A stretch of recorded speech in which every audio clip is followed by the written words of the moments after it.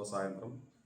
ఈరోజు ముఖ్యంగా రాజాపూర్ ఎంఆర్ఓ గారి ఆదేశాల మేరకు రాజాపూర్ మండలం లోపల కృత్రిమ ఇసుక తయారు చేస్తున్నారన్న సమాచారం ఎంఆర్ఓ గారు మాకు ఇవ్వడంతో ఎంఆర్ఓ గారు పోలీస్ డిపార్ట్మెంట్ను మాకు అండగా ఉండమని చెప్పి సహాయం కోరగా మా గౌరవ జిల్లా ఎస్పీ మేడం గారి ఆదేశాల మేరకు ఈరోజు జడ్చల రూరల్ సిఐ గారి ఆధ్వర్యంలో ఎస్ఐ రాజాపూర్ మరియు బాలనగర్ ఎస్ఐలు మరియు వాళ్ళ మా స్టాఫ్ను తీసుకొని ఎంఆర్ఓ గారి సమక్షం లోపల ఈ రాయపల్లి శివార్లో గల కుచ్చర్కలు చెన్నవెల్లి రాయపల్లి శివార్లో గల దుందుబి వాగులో కొందరు వ్యక్తులు అక్రమంగా దుందుబి వాగు నుంచి మట్టిని సేకరించి దాని నుంచి కృత్రిమ ఇసుక తయారు చేస్తున్నారన్న సమాచారం అందడంతో మేము ఎంఆర్ఓ గారు ఎలక్ట్రిసిటీ డిపార్ట్మెంటు అదేవిధంగా ఎంపీడీఓ గారు అందరూ అక్కడికి వెళ్ళడం జరిగింది.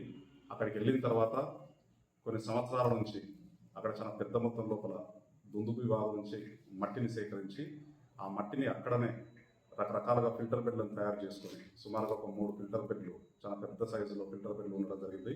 ఆ ఫిల్టర్ బెడ్ల లోపల బోర్ మోటారు మరియు వాగు వాటర్ ఉపయోగించి ఇసుకను అక్రమంగా ఫిల్టర్ చేస్తూ ఉండడం మేము గమనించడం జరిగింది.